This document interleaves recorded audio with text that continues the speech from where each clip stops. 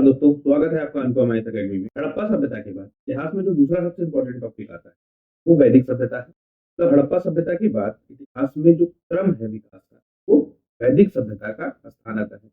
आज की इस वीडियो में हम वैदिक सभ्यता के बेसिक्स के विषय में जानेंगे। हम बहुत बेसिक में ये समझेंगे वैदिक सभ्यता किस काल में विकसित, उसकी कुछ खास विशेषताएं क्या है, उन सबको हम देखेंगे और टॉपिक्स को भी देखेंगे जो एग्जाम्स में बार बार पूछे जाते हैं। तो चलिए शुरू करते हैं। जब हम वैदिक युग की बात करते हैं तो इसके संस्थापक आर्यों को माना जाता है। हमने हड़प्पा सभ्यता वाली वीडियो में देखा कि आर्यों को कई बार माना जाता है कि ये पश्चिम से आए थे और पश्चिम में भी ये मध्य एशिया की बात की जाती है। तो इस थ्योरी को भी हम देखेंगे कि मध्य एशिया से आए थे या भारत के थे, उसमें क्या विवाद है वो हम देखेंगे। पर जो वैदिक युग है उसका संस्थापक आर्यों को माना जाता है। सिंधु सभ्यता के बाद हमको इस संस्कृति का ज्ञान होता है। तो इतिहास के क्रम में भी और हमारे सिलेबस के भी क्रम में हड़प्पा सभ्यता के बाद वैदिक सभ्यता आती है या वैदिक युग आता है, उसको हम कवर कर रहे हैं। तो सिंधु सभ्यता के बाद हमको इस संस्कृति का ज्ञान होता है और इसका जो काल है वो 2000 ईसा पूर्व 600 ईसा पूर्व का काल है। 600 ईसा पूर्व के बाद ही आप देखेंगे वंश प्रारंभ हुआ कहीं, वो हम आगे वाले चैप्टर्स में करेंगे। तो जो वैदिक सभ्यता का काल है, जो वैदिक युग का काल है, कब है? 2000 ईसा पूर्व 600 ईसा पूर्व का काल। अब हम अगर वैदिक ग्रंथ को देखें तो मुख्यतः क्या है, ये धार्मिक अनुष्ठान से जुड़ी रचनाएं हैं। मतलब जो धर्म व्यवस्था है, वो व्यवस्था में जो अनुष्ठान है, पूजा पाठ की विधियां हैं, दाह संस्कार है, विवाह की विधियां हैं, उन सबका वर्णन इन ग्रंथों में किया गया है। इनको इतिहास नहीं माना जाता क्योंकि पुरातात्विक साक्ष्य इनके साथ मैच नहीं। तो फिर हम इसको इतिहास विषय में पढ़ क्यों रहे हैं? जब हम देखते हैं कि जब वैदिक ग्रंथों में कुछ स्थान दिए गए हैं, उन स्थानों के विषय में जो कुछ बताया गया है वो अगर उसके पुरातात्विक साक्ष्य के साथ मैच हो जाते हैं तब हम उसको इतिहास के स्रोत के रूप में मानते हैं। मान लेते हैं वैदिक सभ्यता में या वैदिक ग्रंथ में किस स्थान का नाम दिया हुआ है और के बारे में कुछ विशेषताएं बताई जाती है। अब जब पुरातात्विक साक्ष्य स्थान का देखा जाएगा और हमको वही विशेषताएं मिलती है जो ग्रंथ में लिखा गया है, मतलब जो वैदिक ग्रंथ में उस स्थान के विषय में लिखा गया है, पुरातात्विक साक्ष्य से भी वही हमको प्रमाणित होता है। हम ये मान लेते हैं कि यह स्थान सही है। तो एक रेफरेंस बुक का काम करता है कौन? वैदिक ग्रंथ इतिहास के परिप्रेक्ष्य। जो वैदिक ग्रंथ में वर्णित तथ्य है इनको प्रमाणित किससे करते हैं? पुरातात्विक साक्ष्यों से। इतिहास के स्रोत में फिर हम इसका उपयोग करते हैं। मतलब अगर वो पुरातात्विक साक्ष्य से प्रमाणित हो जाते हैं हम उसको इतिहास मान लेते हैं, अगर वो नहीं होते हैं तो हम उसको इतिहास नहीं मानते हैं। वैदिक ग्रंथों का इतिहास के परिप्रेक्ष्य में इसी तरह से उपयोग किया जाता है। पर हमारे सामने समस्या क्या आ रही है? जो पाठ्यक्रम है हमारे पास, जो वैदिक ग्रंथ हैं या उनसे जुड़ी हुई जितनी भी रचनाएं, जब हम उसका मिलान करने जाते हैं पुरातात्विक स्रोतों से तो इनमें क्या होता है, सामंजस्य नहीं बैठता है। जैसे आपने देखा होगा रामायण की बात की जाती है, जैसे आपने देखा था महाभारत की बात की जाती है। जिस तरह की घटनाएं, जिस तरह की व्यवस्था, जो कुछ हमको इन ग्रंथों में देखने को मिलता है वो हमको वास्तव में पुरातात्विक साक्ष्य से नहीं मिलता है। तो उसकी वजह से क्या होता है, हम ये ऐतिहासिक रूप से प्रमाणित नहीं कर पाते कि ये घटनाएं किस हद तक सही है। तो ये समस्या आपको वैदिक ग्रंथों के साथ लगातार मिलेगी। इसीलिए जब हमने हड़प्पा वाली संस्कृति देखा था, प्रश्न पूछा गया था जो आपकी हड़प्पा संस्कृति है उसमें हमको साक्ष्य मिलेंगे और साक्ष्य कौन से? पुरातात्विक साक्ष्य मिलेंगे, लेकिन हमको ग्रंथ नहीं मिलेंगे। वैदिक सभ्यता के साथ क्या होगा, हमको ग्रंथ तो मिलेंगे लेकिन पुरातात्विक साक्ष्य नहीं, मतलब भौतिक चीजें हमको नहीं मिलेगी लेकिन ग्रंथों के रूप में बार बार हमको वर्णन मिलेगा और यही इसकी समस्या बन जाती है। क्या हम ये कहें ये इतिहास के लिए हमारी समस्या बन जाती है। जब हम वेदों का अध्ययन करते हैं तब हमको इतिहास के परिप्रेक्ष्य में कुछ समस्याएं नजर में आती है। मतलब वेदों का इतिहास के रूप में इस्तेमाल करते समय हमारे सामने कई समस्याएं खड़ी हो जाती हैं। उन समस्याओं में अगर हम देखें तो हमारे सामने सबसे पहली समस्या खड़ी हो जाती है वो ये है कि 19वीं सदी के आसपास इन वेदों का अनुवाद किया गया है, इनको विभिन्न भाषाओं में अनुवादित किया गया है। अब समस्या ये है कि जो ये अनुवाद हुआ है वो किस हद तक सही हुआ है। जब आप वेद देखेंगे तो वेदों के लिए सबसे अनिवार्य चीज है वो संस्कृत का बहुत अच्छा ज्ञान होना चाहिए, फिर इसके ब्राह्मण है का ज्ञान होना चाहिए, इनके वेदांग है उनका ज्ञान होना चाहिए। ऐसी बहुत सारी चीजों का ज्ञान हमको होना चाहिए, तब जाके हम वेदों को सही से पढ़ सकते हैं या उसको हम समझ सकते हैं। तो जो 19वीं सदी में अनुवाद हुआ है वो अनुवाद इतना सही नहीं है कि हम उस पर पूरी तरह भरोसा कर ले कि कुछ उसमें लिखा गया है सब कुछ सही है। दूसरा हम देखेंगे जो भारतीय भाषाओं में अनुवाद किया है वो आधिकारिक रूप से बहुत कम किया गया है। जब किसी एथराइज्ड इंस्टीट्यूशन ने वो अनुवाद नहीं किए हैं, बल्कि सामान्य लोगों द्वारा ज्यादा अनुवाद है। तो इसके वजह से उसके अथराइजेशन की प्रॉब्लम आती है, हम उसको प्रमाणित नहीं मान पाते हैं। फिर हम देखेंगे कि कई शताब्दियों तक इन रचनाओं का मौखिक हस्तांतरण होता रहा। वेद जो आपके होते हैं, इनको श्रुति ग्रंथ कहा जाता है। श्रुति ग्रंथ का मतलब इनको सुनकर लोग याद करते थे और पीढ़ी दर पीढ़ी ये परंपरा चलती रहती। जो लोग इस परंपरा को आगे बढ़ाते थे वो ब्राह्मण कहते थे। ब्राह्मण जाति नहीं है, बल्कि वह समुदाय है जो वेदों को श्रुति साहित्य के रूप में एक परंपरा के रूप में आगे बढ़ाता था। मतलब एक व्यक्ति ने सुना, उसने अपनी परंपरा में दूसरे को सुनाया, फिर तीसरे ने, फिर चौथे ने। तो जो ये पहले स्टेज से चौथे स्टेज तक जाते जाते तथ्यों में अगर कोई परिवर्तन हो जा रहा है, तो उस परिवर्तन को ठीक से जाना नहीं जा सकता है, क्योंकि इनका कोई लिखित प्रमाण नहीं है। तो जो बात इस चौथे व्यक्ति ने कही, तो जरूरी नहीं हो कि पहले वाले व्यक्ति की ही बात हो। तो ये समस्या हमारे सामने लगातार दिखेगी। इसके साथ साथ हम देखेंगे इनको अलग अलग समय काल में लिखा गया, और हम देख रहे हैं कि 11वीं सदी तक आते आते वेदों को लिखा गया, कि पांडुलिपियों से अनुवाद किए गए। इस तरह के परिवर्तन हो रहे हैं इतने लंबे काल तक। और क्योंकि वैदिक युग आप देख रहे हैं कब 2000 बीसी से स्टार्ट हो रहा है, और इसका अनुवाद, इसका जो रचनाएं हैं वो कब तक हो रही है, 1100 ईस्वी तक हो रही है। तो एक लंबे टाइम फ्रेम में इनका अनुवाद हो रहा है।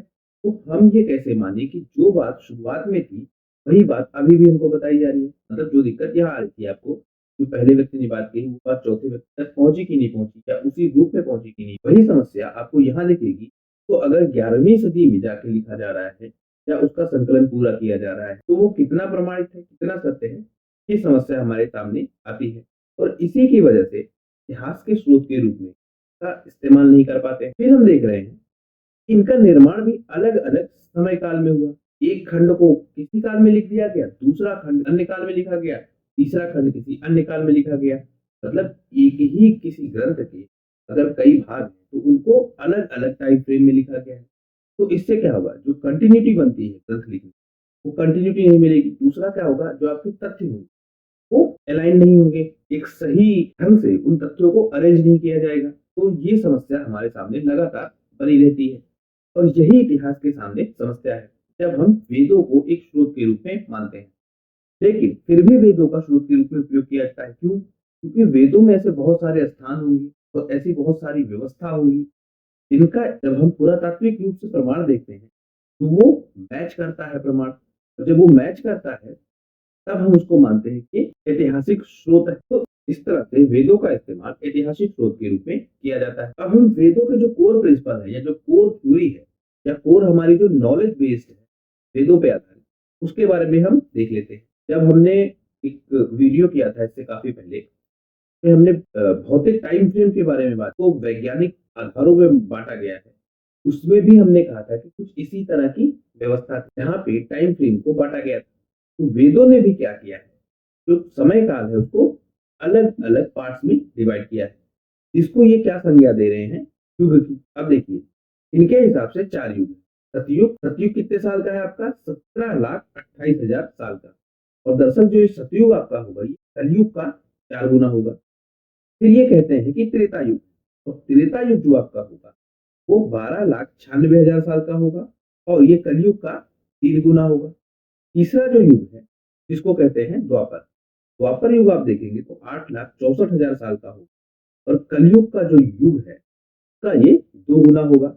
और जब हम कलयुग देखते हैं तो कलयुग कब का है, 4,32,000 वर्ष का कलयुग है। उसके अलावा वेदों के हिसाब से जो कलयुग का प्रारंभ है वो लगभग लगभग 3000 बीसी के आसपास से हो रहा है। तो 3000 बीसी के आसपास से जो काल दिख रहा है वो कलयुग का काल है, ऐसा वेदों के अनुसार मान्यता है। तो हम देख रहे हैं कि वेदों ने युगों को 4 भागों में बांटा है, और उनके अलग अलग टाइम फ्रेम है। एक चीज हम और देख ले, जो 4 युग है, सतयुग, त्रेता, द्वापर, कलयुग, इन 4 युगों को मिला के एक दिव्य युग बनता है। तब 4 युग जब उनको जब हम आपस में मिला देंगे और टाइम फ्रेम मिला देंगे, तो जितना समय बनेगा उसको क्या कहेंगे, एक दिव्य युग। जब हम 71 दिव्य युगों को जोड़ेंगे आप, तो उसको मिला के क्या बनेगा, एक मनवंतर बनेगा। और जब हम 14 मनवंतरों को जोड़ेंगे तो एक कल्प बनेगा। और उसके बाद यही एक कल्प ब्रह्मा जी का एक दिन है। और ब्रह्मा जी की टोटल आयु कितनी है, 100 वर्ष। तो जब ब्रह्मा जी अपना एक जीवन काल पूरा करते हैं, तब इस ब्रह्मांड का एक जीवन काल पूरा होगा, ऐसा वेदों की मान्यता है। तो 4 युग, 4 युग का एक दिव्य युग, 71 दिव्य युग को मिलाकर एक मनवंतर, 14 मनवंतरों को मिला के एक कल्प ब्रह्मा जी का एक दिन। और ब्रह्मा जी की टोटल आयु कितनी? 100 वर्ष की। तो अगर हम ब्रह्मा जी की वास्तव में आयु निकालना चाहे धरती के काल गणना के अनुसार से, तो वो लगभग कुछ इस तरह से आएगी। ये ब्रह्मा जी का जीवन काल है, जिसको हम धरती के टाइम से कैलकुलेट कर सकते हैं। अगर हम देखें जो आपके 4 युग, सतयुग, त्रेता, द्वापर और कलयुग। सतयुग में आपको 4 अवतार मिलेंगे। एक आपका मत्स्य अवतार, फिर आपका कूर्म अवतार, फिर आपका वराह अवतार, एक आपका नरसिंह अवतार। जब हम जीवों का विकास देखेंगे, इस क्रम में जीवों का विकास होगा, और ये किस रूप से प्रमाणित होगा? जीव विज्ञान की शाखा से। तो जब जीव विज्ञान की शाखा में भी हम देखेंगे, तो जो पहला जीव पैदा हुआ हमको मिलेगा वो कौन सा? मछली या जलीय जीव हमको मिल रहा था। और पहला अवतार कौन सा है? मत्स्य अवतार। और ये अवतार किसके होंगे? विष्णु के अवतार कहे जाते हैं। विष्णु का पहला अवतार मत्स्य अवतार, और जीवों के विकास क्रम में पहला अवतार मछली का। जब हम कूर्म अवतार देखेंगे, तो जो दूसरा अवतार है, तो वो कछुए के रूप में होगा। और जीव विकास की पद्धति में भी, या जीव विकास के विज्ञान में भी हम देखें, दूसरा जानवर हमको कौन सा मिलेगा? उभयचर मिलेगा, मतलब जो जल में भी रह सकता है और थल पे भी रह सकता है। फिर तीसरा अवतार कौन सा मिल रहा है? वराह अवतार। वराह मतलब सुअर का अवतार। तो वराह के रूप में विष्णु जी का तीसरा अवतार होता है। फिर चौथा अवतार जो होगा वो नरसिंह अवतार, और ये अर्धमानव का अवतार है। तो सतयुग में विष्णु जी के कितने अवतार होंगे? 4। फिर अगर हम त्रेता में देखेंगे तो ये 3 हो जाएंगे। 3 कौन कौन से? एक आपका वामन अवतार, एक आपका परशुराम अवतार, और एक आपका राम अवतार। वामन अवतार क्या है? पौना रूप में मानव का अवतार। परशुराम अवतार क्या है? परशु वाले राम, तब ऐसे राम जिनके हाथ में परसा है या परशु है। अब ये देखते चलिए आप, जीव विज्ञान के साथ भी ये एलाइन होता चलेगा कि लघु मानव आएगा, लघु मानव के बाद ऐसा मानव आएगा जो आदि मानव जैसा होगा। और आदि मानव में भी हम क्या देखेंगे? उसके हाथ में हथियार होंगे। तो हथियार कैसे होंगे? लगभग फरसे जैसे हथियार होंगे। फिर वो ये दिनचर्या चलाएगा। फिर हम जब देखेंगे कि राम अवतार होगा त्रेता युग का अंतिम अवतार, और कुल मिला के 7वां अवतार। 7वां अवतार आप ध्यान रखिएगा विष्णु जी का राम है, क्योंकि आपने देखा होगा अयोध्या मंदिर बना है, और राम जी से संबंधित प्रश्न या वैष्णव विचारधारा से संबंधित राम में पूछे जा सकते हैं। यूपीएससी के प्रीलिम्स में भी आपने देखा होगा वैष्णव धर्म से संबंधित प्रश्न पूछा था। वो इसीलिए पूछा था क्योंकि राम चर्चा में है, या राम मंदिर बहुत चर्चा में है। उसकी वजह से इस धर्म की विचारधारा एक प्रमुख भूमिका निभाएगी एग्जाम्स में, इसलिए आपको इसको जानना जरूरी है। तो राम अवतार किसका प्रतीक है? समुदाय में रहने वाले मानव का। फिर हम देखेंगे द्वापर। द्वापर में कितने अवतार होंगे? 2 अवतार होंगे। पहला आपका कृष्ण अवतार। कृष्ण अवतार में देखेंगे पशुपालन करने वाला मानव। तब कृष्ण अवतार के समय कृष्ण को क्या दिखाया गया है? एक ग्वाला दिखाया गया है, तब पशुओं का रखवाला दिखाया गया है। और यही साक्ष्य बन जाएगा किसका? पशुपालन का साक्ष्य बनेगा जीवों के विकास क्रम में। फिर हम देखेंगे बुद्ध का अवतार होगा, और बुद्ध के अवतार से कृषि कर्म को बढ़ावा मिलेगा। तो अब मानव क्या कर रहे हैं? पशुपालन से कृषि व्यवस्था में आ जाएगा। कलयुग में हम देखेंगे तो कल की अवतार होगा वो भविष्य का मानव है, और ये संहारक रूप में मिलेगा। और जो ये मानव है, ये संहारक किसका होगा? ये प्रकृति का संहारक होगा। ये आपका सभ्यता का संहारक होगा, तो सभ्यता को समाप्त करेगा। जो आपकी प्रकृति है उसको समाप्त करेगा, जो आपके जीव जंतु है उनको समाप्त करेगा, और अंत में जाके क्या करेगा? ये मानवता को ही समाप्त कर। तो ये कल के अवतार हो गए। तो कुल मिला के जो अवतार हुए कितने? 10 अवतार है। तो यही आपके दशावतार है, जिनको एग्जाम्स में कई बार पूछा जाता है। विष्णु जी की ये 10 अवतार, जिनको दशावतार कहा जाता है। सतयुग में 4, त्रेता में 3, द्वापर में 2, और कलयुग में जब हम टाइम फ्रेम की बात करेंगे तो कलयुग का 2 गुना द्वापर, कलयुग का 3 गुना त्रेता, और कलयुग का 4 गुना सतयुग। इस तरह से पूरा ये टाइम विभाजन है और अवतार। आगे हम देख लेते हैं वैदिक सभ्यता का काल विभाजन, तो 2 भागों में किया गया है। पहला आपका 1500 से 1000 ईसा पूर्व का काल, जिसको ऋग वैदिक काल कहेंगे। फिर हम देखेंगे दूसरा जो 1000 से 600 ईसा पूर्व का काल है, तो हम कहेंगे उत्तर वैदिक। तो जो आपकी वैदिक सभ्यता है उसको 2 भागों में विभाजित करके देखिए, एक ऋग वैदिक काल और दूसरा उत्तर वैदिक काल। उत्तर वैदिक काल में जो आप देखेंगे जो आपका रूढ़िवाद है वो काफी चरम पे हो जाएगा।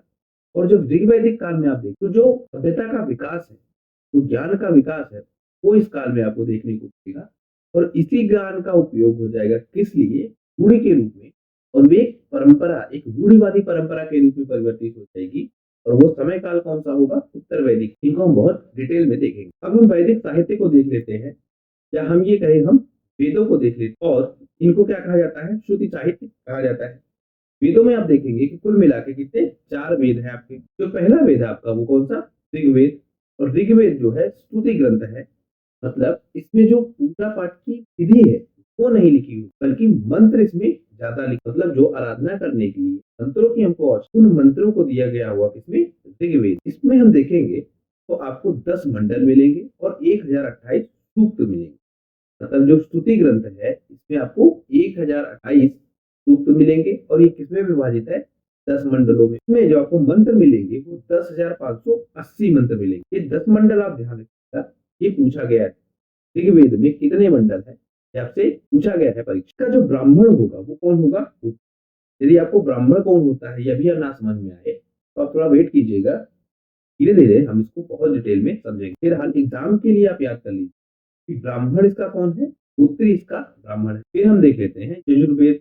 यजुर्वेद में क्या है, सूत्र लिखे गए और इसमें 1090 मंत्र है। इसका ब्राह्मण कौन है, अध्वर्य। फिर हम देख लेते हैं सामवेद। सामवेद गायन का वेद है। ये जो गायन विधियां हैं के बारे में मिलेगा। राग रागनियां जो है वो आपको मिलेंगी कहाँ पे, सामवेद में। क्या है, 1959 मंत्र है और इसका ब्राह्मण कौन है, उद्गाता इसका ब्राह्मण है। अगला वेद अथर्ववेद। अथर्ववेद में देखेंगे आप 2 भाग, अनार्यों ने इसकी रचना की है और इसका ब्राह्मण कौन सा है, भूपद इसका ब्राह्मण है। भूपद ब्राह्मण कई बार पूछा गया है परीक्षाओं में, ये आप ध्यान रखेंगे। तो ब्राह्मण इनके आप ध्यान रखिए और कितने मंडल हैं वो आप ध्यान रखिएगा। सूत्र की बात हम जब करें यजुर्वेद में तो इनमें क्या है, नियम कानून ज्यादा दिए गए और वो नियम कानून प्रकृति से भी जुड़े हो, किसी विज्ञान से भी जुड़े हो सकते हैं। वो सब भी हम डिटेल में देखेंगे। ये आपका स्तुति का ग्रंथ है और ये आपका गायन का ग्रंथ है। अथर्ववेद में देखेंगे इसके 2 भाग मिलेंगे। फिर हम देख लेते हैं वेद त्रयी। देखिए कुल मिला के आपके 4 वेद हैं। 4 वेद है, जो 3 वेद है, ऋग्वेद, यजुर्वेद और सामवेद। इनको माना जाता है कि रचना आर्यों ने की और इनकी रचना आर्यों ने की है, ये इनको वेद माना जाता है। वेद त्रयी कहते हैं, जो आपका अथर्ववेद है इसको लौकिक वेद कहते हैं। इसकी रचना आर्यों ने नहीं की है। कुछ लोग इसको वेदों में सम्मिलित ही नहीं करते हैं।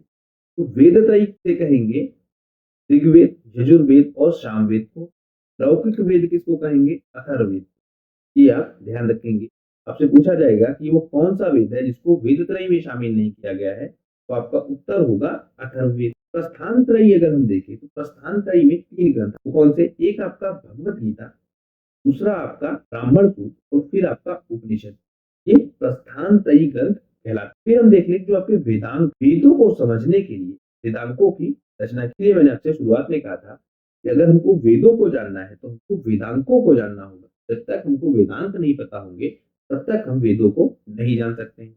और यही समस्या आएगी वेदों के ट्रांसलेशन में। तो वेदों के संकलन कर उनको महर्षि कृष्ण द्वैपायन के नाम से जाना जाता है। उन्होंने वेदों का संकलन किया है। ये आप ध्यान रखिएगा, वेदों की रचना किसी ने नहीं की है, ठीक, इसका संकलन किया गया है। मतलब जो चीजें पहले से थी को सिर्फ इकट्ठा किया गया है। वेद लिखे नहीं गए हैं किसी के द्वारा, इनको संकलित किया गया है। जो पुरानी बातें थी को एक जगह इकट्ठा किया गया है। लिखा किसने है इसका कोई ज्ञान नहीं। फिर हम वेदों को जरा डिटेल से देख लेते हैं। पहला आपका हो गया ऋग्वेद। ऋग्वेद में हम देखेंगे इसका क्या है, संस्कृत में लिखा गया है। लिपि आपको ब्राह्मी मिलेगी। 10 मंडल, 1028 सूक्त हैं आपके और इसके 3 पाठ हैं, मतलब 3 भागों में इसको विभाजित किया गया है। एक भाग आपका शाकल है, यही सबसे बड़ा है और इसमें 1017 सूक्ति हैं। दूसरा आपका जो बाल शिल्प में 14 सूक्ति हैं और तीसरा आपका वास्कल, इसमें 56 सूक्ति हैं। तो 3 पाठ है इसके। 3 पाठों में आपसे क्रम पूछ लेगा, कौन सा बड़ा है कौन सा छोटा है, इस तरह से आपसे क्रम पूछ लेगा और आपको क्रम याद होना चाहिए। सबसे बड़ा कौन सा है, साकल, दूसरे नंबर पे कौन सा, वास्कल और तीसरे नंबर पर आपका बाल शिल्प। फिर हम देख ले इसमें 1580 मंत्र है। दूसरे से 7वां मंडल यही सबसे प्राचीन है। जो हमने बात की थी ना कि अलग अलग टाइम फ्रेम पे इन वेदों को लिखा गया है, वही ये समस्या है। इसका जो दूसरा से 7वां मंडल है, ये हमको सबसे पहले का मिलेगा। इसका पहला मंडल होगा, 8वां मंडल होगा, 9वां मंडल होगा, 10वां मंडल होगा, ये हमको बाद के मिलेंगे। तो इसका 10वां मंडल आप देखेंगे, इसी में आपका पुरुष सूक्ति है। ये आपसे पूछा गया है परीक्षाओं में। जो आपका दूसरा मंडल है, उसकी रचना किसने की है? गृहस्थमध्य ने। तीसरा मंडल है, इसकी रचना किसने की? विश्वामित्र ऋषि। तो आपका चौथा मंडल है, ये कृषि के विषय में। 5वां मंडल आपका अग्नि के विषय में है। तो आपका छठा मंडल है, की रचना किसने की? भारद्वाज ने इसकी रचना की है। 7वां मंडल की रचना किसने की? वशिष्ठ ने की है। और इसी में आपका जो दशराज युद्ध है, उसके बारे में लिखा गया है। दशराज युद्ध को भी हम देखेंगे कि क्या था। देखिए, कुछ में आपको ऋषियों के नाम मिलेंगे और कुछ में आपको संबंधित विषय मिलेंगे, किस विषय से संबंधित है। ऋषियों के नाम जिनमें ज्ञात नहीं है, उनमें हमको विषय मिलते हैं और हम विषयों को देख लेते हैं, क्योंकि फिर वो पूछा जाएगा। जिनमें ऋषियों के नाम हमको ज्ञात है, उनमें हमने ऋषियों का नाम देखा है। फिर हम देख लेते हैं जो आपका 8वां मंडल है, लिखा है कण्व ऋषि। पाठ करता है, इसका क्या कहलाएगा? पोत्र कहलाएगा।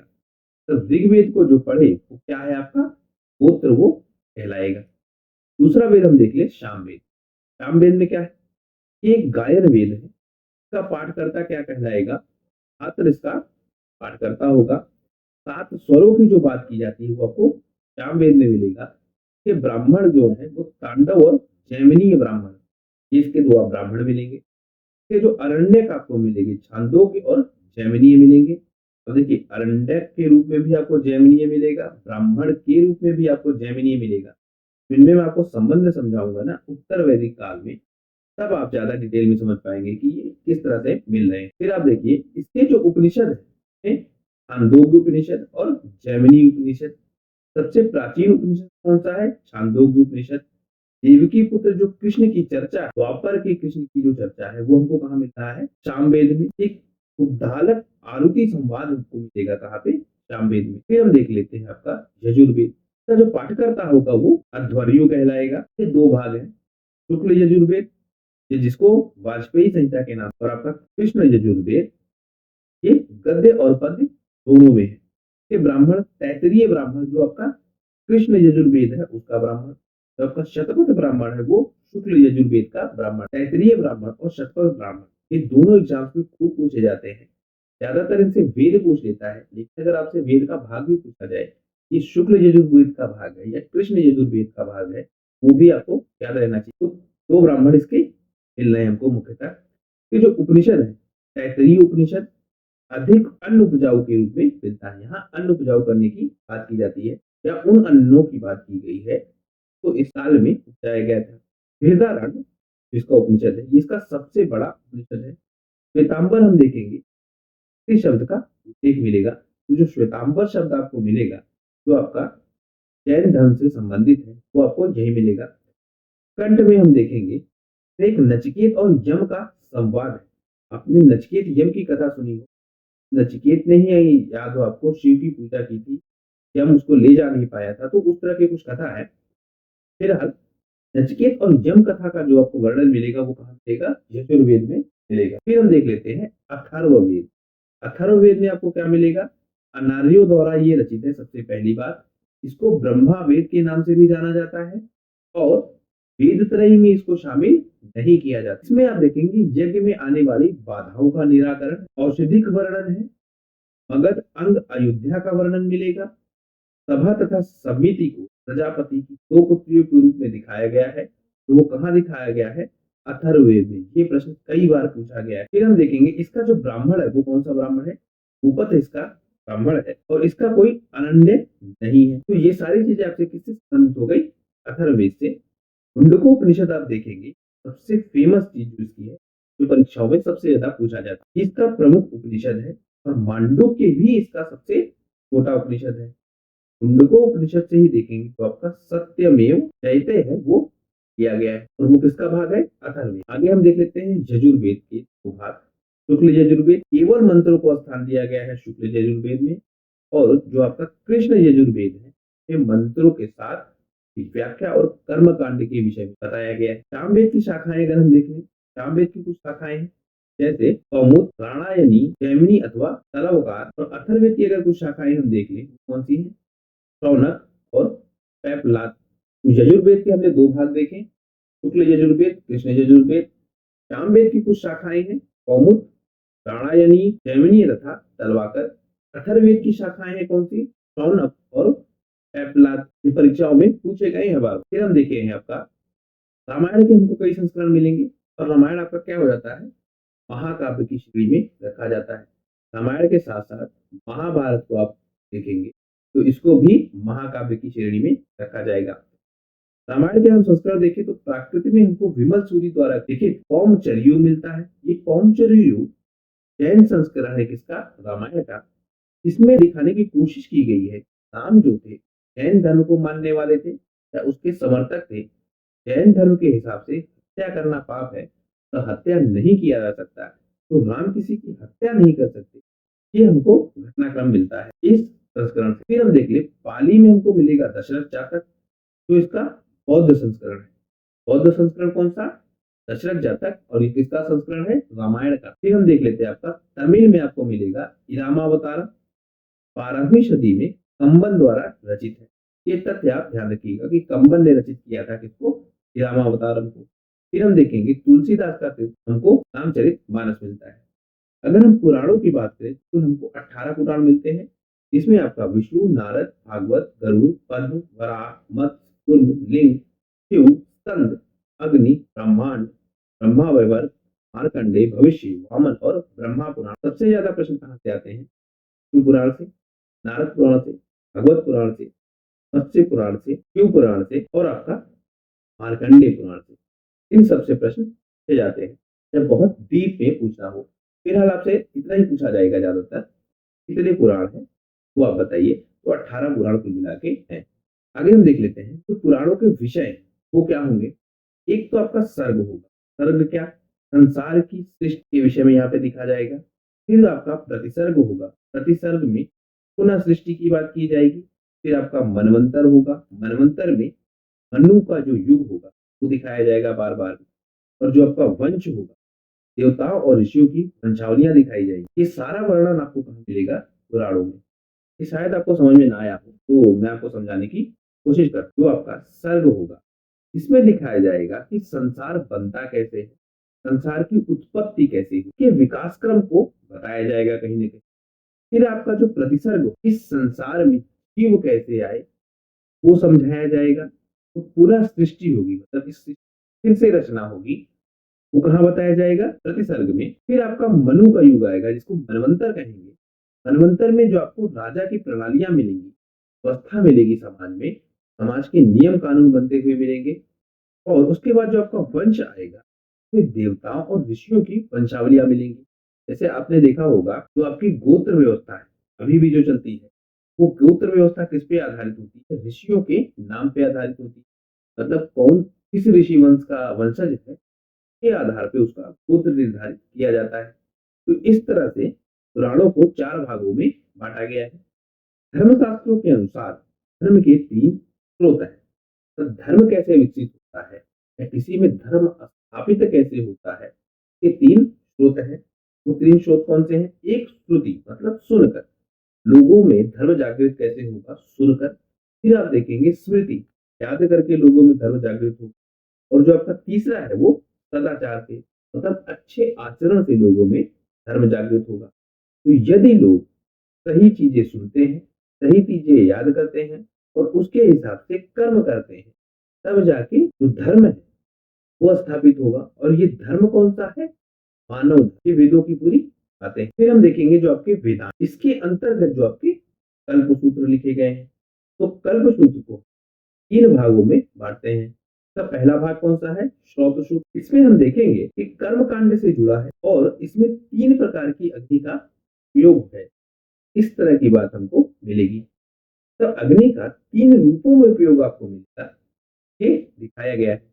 फिर हम देखेंगे गृह सूत्र। जो आपका गृह सूत्र है ये दैनिक क्रियाओं से संबंधित है, मतलब जो सामान्य जनजीवन के क्रियाकलाप है उनके बारे में बात की गई है। और इसमें हम देखेंगे एक ही प्रकार की अग्नि का प्रयोग होगा। फिर हम देखेंगे धर्म सूत्र, धर्म की विवेचना करेंगे। तो ये सामाजिक जो आपके नियम है उनकी बात करेंगे।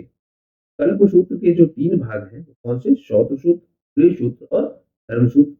तीनों में अलग अलग तरह की बातें दी गई है। और ये किसके भाग है? वेदों के जो भाग बनते हैं वेदांत, या वेदों का जो भाग बनेगा आगे जाके वेदांत का उपभाग बनेगा कौन सा? कल्पसूत्र। तो हम जब वेदांतों को देखते हैं वो कितने मिलते हैं आपको? ये परीक्षा में बहुत बार पूछा गया है। सबसे पहला वेदांत कौन सा है? शिक्षा। और ये उच्चारण का वेदांत है, मतलब उच्चारण कैसे करना, प्रोनाउंसिएशन कैसे करना है, वो बात यहाँ पे समझाई गई है। फिर हम देखेंगे कल्प। कल्प में रस्म और समारोह की बात। फिर हम देखेंगे आपका व्याकरण, इसमें व्याकरण के विषय में बताया गया है। फिर हम देखेंगे निरुक्त, जिसमें आपको शब्दों की उत्पत्ति को समझाया गया है। फिर छंद देखेंगे और फिर आपकी ज्योतिष। ये 6 भाग हैं किसके? वेदांत। को ये 6 भाग पता होंगे वेदांतों के, और इनके बेसिस पे बने ग्रंथ जो आपके ब्राह्मण ग्रंथ है, तब उनका ज्ञान होगा, तब जाके वो वेदों को पढ़ पाएगा। अगली बात हम देखते हैं जो कर्मवाद की चर्चा। वेदों में कर्मवाद की चर्चा आपको खूब मिलेगी। कर्मवाद में हम देखेंगे तृतीय ब्राह्मण, और इसको किसने लिखा है? महिष दास ने या महिदास ने, दोनों नाम आपको मिलेंगे। तो कर्मवाद की चर्चा कहाँ पे मिल रही है आपको? तृतीय ब्राह्मण में। और उसको रचा किसने? महिष दास या महिदास। जो आपका कौपितकी ब्राह्मण है इसमें भी कर्मवाद की चर्चा मिलेगी। और इसकी रचना किसने की है? कुशितक ऋषि ने। कर्मवाद की चर्चा कहाँ मिल रही है आपको? तृतीय ब्राह्मण में भी मिल रही है, कौपितकी ब्राह्मण में भी मिल रही है। और दोनों की रचना किसने की है ये आप ध्यान रखेंगे। एक आपका मिलेगा जवालोपनिषद। जवालोपनिषद जवालों में है, और इसी में जो आपकी 4 अवस्थाओं की बात की जाती है वो आपको मिलेगा। वो 4 अवस्थाएं कौन सी? एक आपका ब्रह्मचर्य, फिर आपका गृहस्थ, फिर आपका वानप्रस्थ और आपका संन्यास। तो जो ब्रह्मचर्य है वो कब से कब है? 25 साल तक, जन्म से 25 साल तक। 25 से 50 तक आपका गृहस्थ, 50 से 75 तक आपका वानप्रस्थ, और 75 से 100 साल तक आपका संन्यास। मतलब 0 से लेके 25 साल तक आपको ब्रह्मचर्य का पालन करना है, और आपको शिक्षा प्लस कौशल दोनों सीखना है। फिर आप गृहस्थ जीवन में आ जाएंगे, सांसारिकों का भोग करते हुए अपनी जो जिम्मेदारियां हैं उनको पूरा करेंगे। फिर आप क्या करेंगे? वानप्रस्थ हो जाएंगे, वन में जाके, और वहां आप क्या करेंगे? तपस्या करेंगे, और उसके ज्ञान को संन्यास धारण कर आप लोगों तक पहुंचाएंगे। मतलब वानप्रस्थ में जो आपने ज्ञान पाया है वो ज्ञान लोगों तक आप कैसे पहुंचाएंगे? संन्यास के माध्यम। तो इस वाले वीडियो में जो है हमने बहुत सारी फैक्चुअल नॉलेज देखी। मुझे ऐसा लग रहा है कि शायद इतनी ज्यादा फैक्चुअल नॉलेज अब एक साथ डाइजेस्ट करने में आपको समस्या हो, तो इसको शांत दिमाग से धीरे करके थोड़ा सा देखिएगा, तो 2-3 बार रिपीट करके देखिएगा, तब जाके आपको ये वीडियो को। लेकिन जो सबसे इम्पोर्टेंट बात है वो ये है कि इससे परीक्षाओं में बहुत सारे प्रश्न आपके बनेंगे, और आप उनको तभी टिक कर पाएंगे जब आप इस लेवल तक जाके पढ़ेंगे। हिस्ट्री के एग्जाम में देख लीजिएगा, हिस्ट्री के पेपर में कई बार कुछ ऐसे प्रश्न आ जाते हैं जो आपने कहीं सुना ही नहीं होता है, आपने कहीं देखा ही नहीं होता है। वो इसलिए आते हैं कि इतना डीप जाके कोई पढ़ता नहीं है, और ना उसको कहीं पढ़ाया जाता है। आशा करता हूँ ये वीडियो आपको समझ में आया होगा। प्लीज इस चैनल को आप लाइक कीजिए, सब्सक्राइब कीजिए इस चैनल को, और अपने दोस्तों के साथ इसको शेयर कीजिए, जिससे हम ज्यादा से ज्यादा लोगों तक अपनी पहुंच आ सके। आपका हमसे जुड़ने के लिए बहुत बहुत